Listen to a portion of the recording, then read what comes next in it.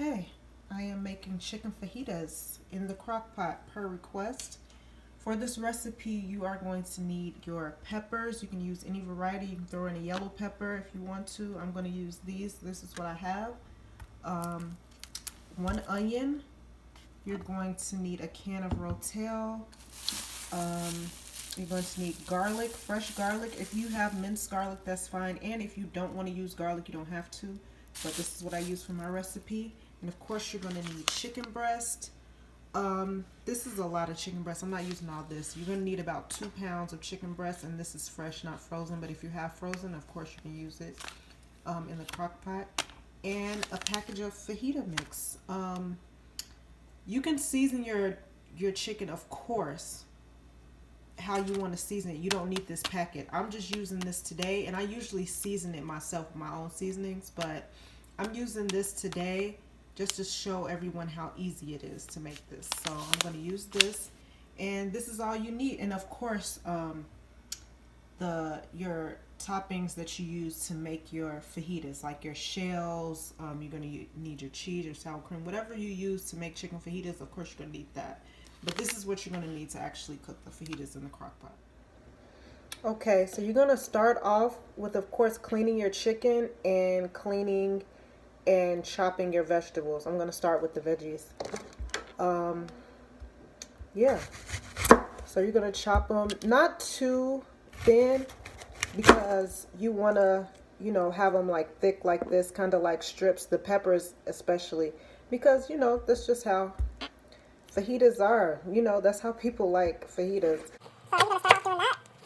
So it's not going to take you too long to chop up the onion and pepper because they're not going to be in small pieces, So you're going to start off doing this.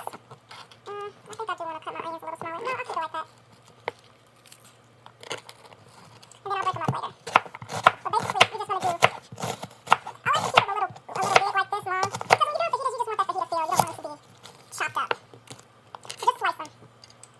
Same thing with your peppers. Gonna slice the peppers. I don't know how people do peppers, but this is how I do mine. It's just the easy way. Get that middle out and keep it moving.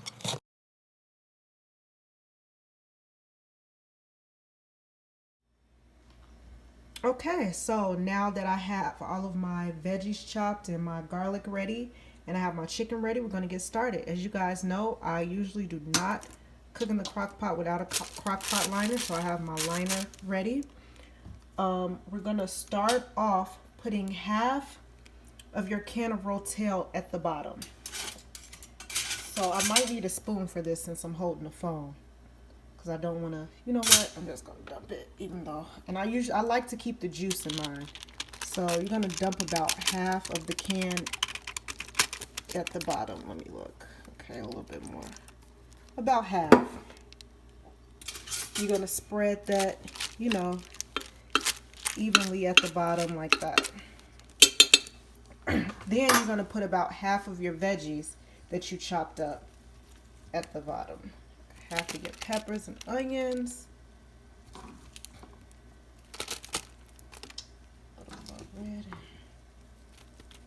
Yep, so about, I guess that one's a goner. So about half at the bottom. Spread that out at the bottom. And then on top of this, you're gonna, and then half of your garlic too, I'm sorry. So put some of the garlic down there.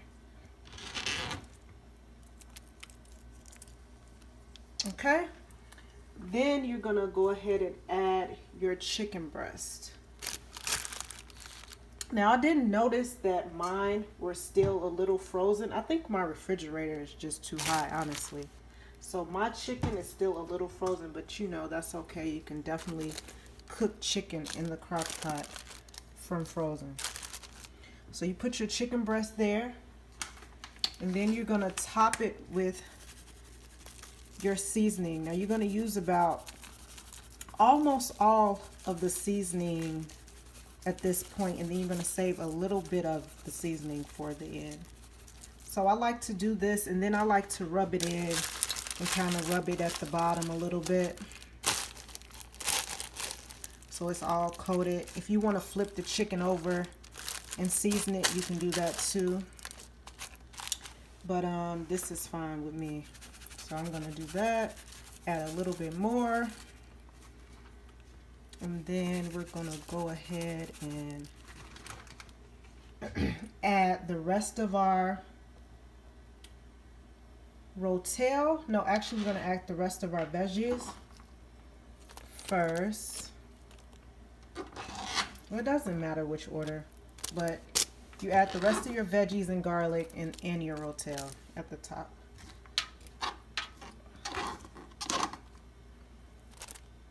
Let me just pick this up. There we go. So you add the rest of that and dump your rotel on top. Well, I kind of like to dump it a little, you know, just not directly on top, but around like that. So that's how it looks. And then I put the rest of that seasoning at the top. And then that's it for this. I do not add water or chicken broth. I leave it like that because the veggies have so much water in it. And the chicken has so much water in it too. So we're gonna put the crock pot on high for 4 hours. And I'm gonna clean my hands and clean off my crock pot. And then honestly, after 3.5 hours, I'm gonna come back and check on it.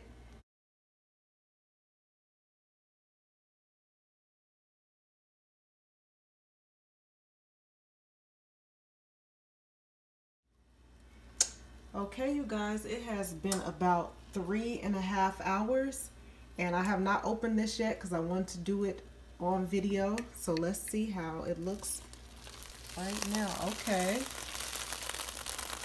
Now, as you can see, you see all that juice and water? You do not need to add water to this. Like I said, you do not need to add water to this. That's what I was saying before. The veggies have water in it. The chicken has water in it. This, you do not, especially with all these veggies, you do not need to add water to this. You can see there's more than enough liquid in here. We didn't add any. So, the chicken feels pretty tender right now. I could shred it, but I'm going to leave it in here for another 30 minutes, do the full 4 hours, and then I'll be back. Okay, so it's been about 30, maybe 40 minutes, and this is how it looks. So what I'm gonna do, I'm gonna shred. So the proper way to do it, of course, is to take the chicken out and shred it. But I'm just gonna take 2 forks and just shred it up while it's in here. It's really tender. It's just gonna fall right apart anyway. So I'm gonna do that really quick and then I'll be back.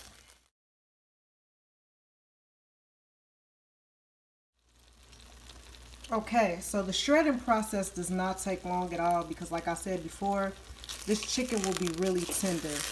So also what I forgot to mention is please be careful if you're using the crock pot liner and you're doing it the lazy way and shredding the chicken inside the crock pot, because that'll defeat the purpose if you puncture a hole inside this liner. So just be careful.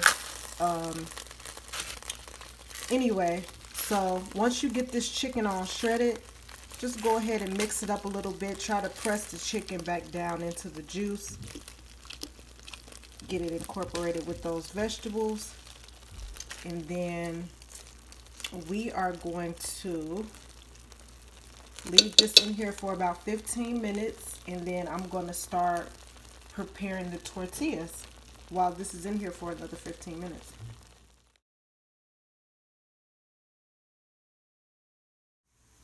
Okay, so yeah, disclaimer, I don't know how everyone else prepares their tacos and fajitas, but this is how I do mine. I start by, you know, heating up the shell on the stove. I put about maybe a tablespoon of butter in here. That's not, it looks like it's a lot of butter because that's sitting to the side, but I have that butter sitting to the side for the next tortilla so I can just keep going. So I use half the butter to coat the pan and half is sitting over there. So it takes about, if your your skillet is already hot, it only takes a few minutes for it to start bubbling up and turning brown, and then you flip it over. And then wait a couple minutes and it'll be done. I have it on medium high. And if you can't use butter, just use cooking spray or whatever you use to oil your pan.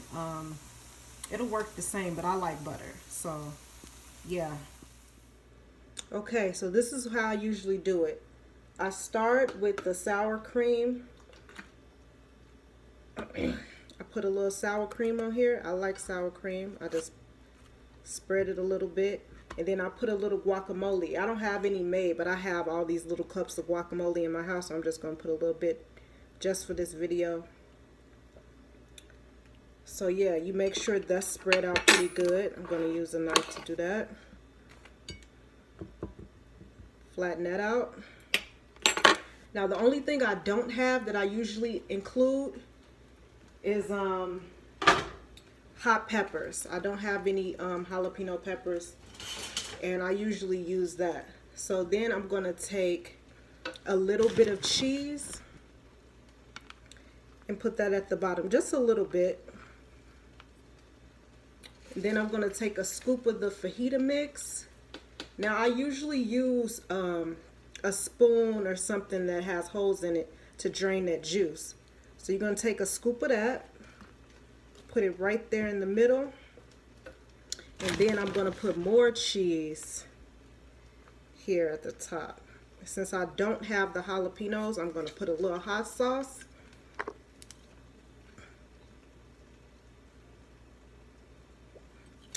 Like so. And I'm going to roll it a little bit, fold those ends and keep rolling. And that's it. And that's how I make my tortilla. You got the, it's really stuffed because this one is like, it's supposed to be folded in. But man, this one is so good. So I'm going to try it, but I feel like I'm going to burn myself.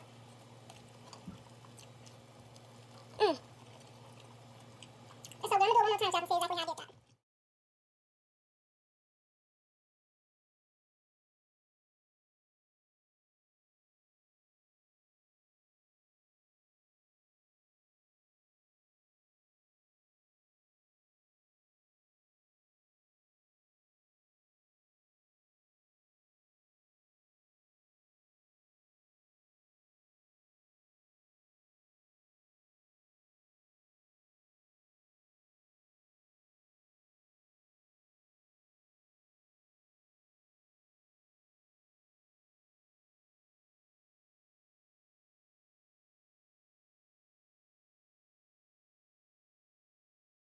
So don't drain the water too much. If you think it's too much water, just wait until the next day, because the meat is going to soak up a lot of that juice. And it's not going to be, you know, real good and juicy if all the juice is gone.